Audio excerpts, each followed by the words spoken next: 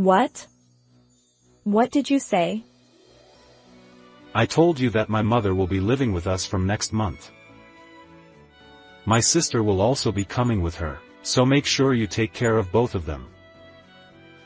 I was stunned. They would probably bully me and make me work like a slave. So, I decided to come up with a plan. Wait a minute. Why is the house empty? That's because everything in this house belonged to me.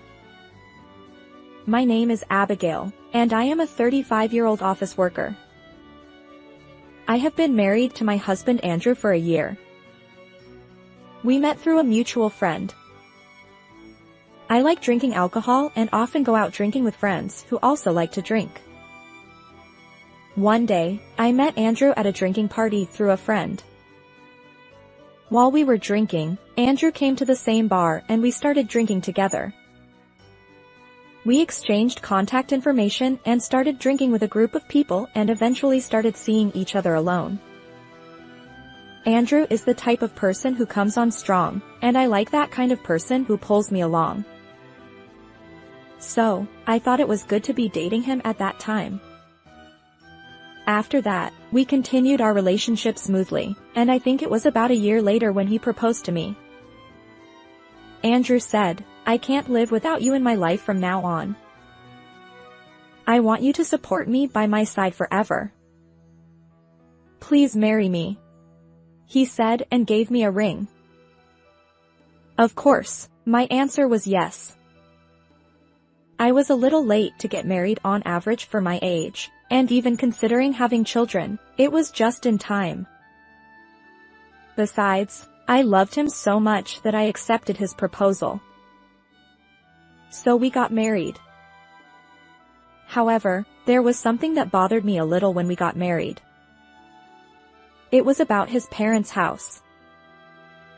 We went to each other's houses to greet each other before we got married. Greetings to my parents ended without any problems. They didn't oppose it, and they said they would support us if we were happy with each other. But the problem was when we went to his parents' house. What? Are you 35 years old? You're quite an old lady. Yes, really. You're too old for your first marriage. Are you hiding that you're divorced? Despite being the first time we met, my mother-in-law and sister-in-law said such things. I couldn't believe my ears. Would they say such a thing to someone they met for the first time, especially to their son's or brother's fiancé? And what surprised me was that neither my husband nor my father-in-law tried to stop their terrible remarks. I thought it was okay for my father-in-law not to protect me because it was our first meeting, but I thought my husband should protect his wife since he was going to marry me. That was the first time I was disappointed in him. But I didn't feel like giving up on marriage. I still liked him at that time. But now I regret that I didn't make the decision to stop the marriage here. Even at the meeting of both families, my mother-in-law and sister-in-law said rude things. I was very angry because they said rude things not only to me but also to my parents. I thought I would try not to have anything to do with my in-laws as much as possible after I got married. Then we had a wedding ceremony and started our newlywed life. There were many concerns, but I thought I could finally spend happy days. That's what I thought. However, the newlywed life was completely different from what I had imagined. I can't do housework, so I leave everything to Abigail. What? But I'm working too. At least I want you to do some cleaning and laundry. Oh. No way. Besides, isn't that something a husband shouldn't do? What? As soon as we got married, my husband started pushing all the housework onto me. When we were dating, I thought he was a much kinder person, but after we got married, that kindness disappeared. Hey, is dinner ready yet? Just wait a minute, I'm making it now. I'm starving. Normally, you make something ahead of time or prepare it in the morning, don't you? Even though he doesn't make anything himself, he says things like that. If that's the case, you should make it since you come home earlier than I do. I was so angry that I said that. Then my husband got angry. Huh? I told you I can't cook. And I've already told you before, housework is the wife's job. How many times do I have to tell you? You're so stupid. My husband berated me like that. It's frustrating to have his values forced on me and to be called stupid. After we got married, my husband started behaving terribly, as if he had changed completely, and I was shaken. Or maybe this was his true nature all along. After that, my husband continued to behave like a typical male chauvinist. Why did you take a bath before me? What? You were playing games. I was just about to finish, so I was going to take a bath. But you got in first and I couldn't get in. Don't take a bath until I do. Then you should have taken a bath earlier. What? That's my business. Let me take a bath when it's convenient for me. I want to return those words exactly as I was said. It's too unreasonable. I never intended to let my husband do whatever he wanted. I want to take a bath when I feel like it. What? You're the worst wife ever. Well, you're the worst husband too. What? You're so cheeky. Well, if you want me to respect you and want to follow you, why don't you do things that make me feel that way? Well, people like that help with housework and don't try to restrict their partner's behavior. Enough. I can't talk to you anymore. Saying that, my husband went to his room. It's my line that we can't communicate. After that, we fought for a while. We stopped talking altogether, and silent days continued. In the midst of all this, my husband finally spoke up. I'm sorry. Huh? So, I was wrong. I'm sorry. Can you do my share of the housework? While we were fighting, I only did my own housework and didn't do any of my husband's. I did all the laundry, cleaning, and cooking for myself. At first, my husband was stubborn, but gradually things got harder for him because I wasn't doing anything. He didn't have any shirts to wear to work, the room was getting dirtier, and he was getting tired of hamburgers. His dissatisfaction with me grew as I didn't do any housework.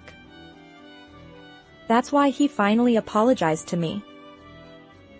Finally, you understand now? You were able to live comfortably because I did all the housework and supported you. From now on, don't act like a male chauvinist. Oh, okay. It seems that my husband finally understood after experiencing that. After that, he didn't complain about my housework. However, he didn't help or do it himself either. For a while, my husband was quiet, so we spent peaceful and calm days. But one day, a problem occurred.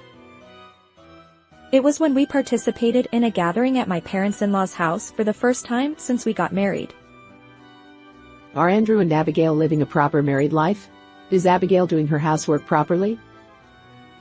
My mother-in-law asked me that, so I answered, yes, I'm doing all the housework. Then my mother-in-law said, What kind of way is that to say it? And attacked me. Huh? Didn't you say something discontentedly?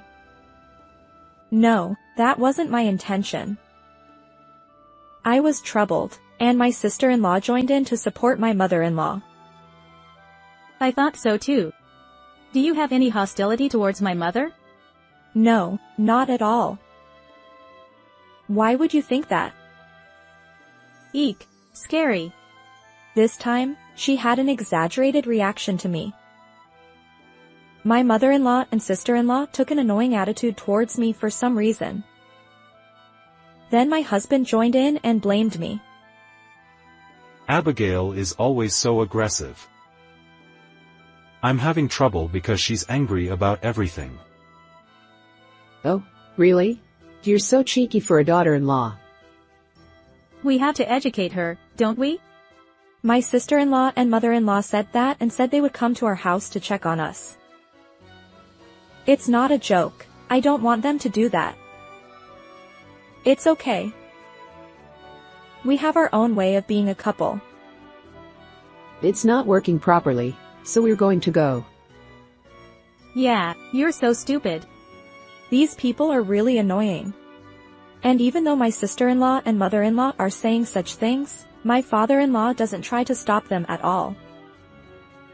I was angry with my father-in-law's laissez-faire attitude. That's how the first gathering at my parents-in-law's house ended. Hey, why did you say that? Your mother and sister are getting carried away. Huh. But it's the truth. You've been complaining about little things. What's that supposed to mean? I was increasingly disillusioned with my husband.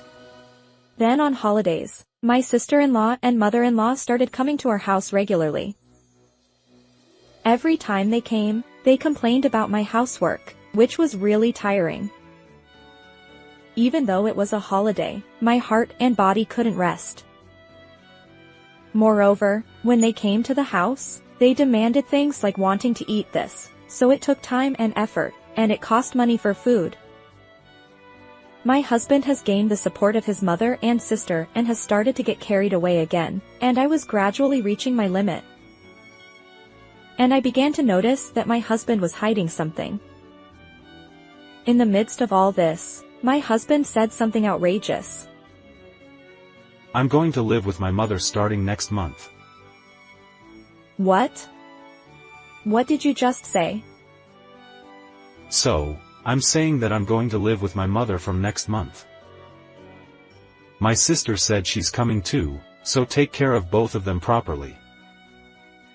I was stunned. Wait a minute. Why are you deciding that on your own? My father is going to be hospitalized. What? Hospitalized? Yeah, so my father did all the cooking and cleaning, so my mother and sister are having trouble too. What? I was shocked by the fact. I never thought that my father-in-law did all the housework. No, more than that, it's impossible for my mother-in-law and sister-in-law to come here. Those two will surely bully me and treat me like a slave. So I decided to come up with a certain strategy and execute it. I asked my parents for help in executing the plan. Why are Abigail's parents here? Oh, sorry, I took them without asking. Actually, the daughter of the president who my father is indebted to is getting married, and my parents are going to attend the wedding. So they're staying here. Really?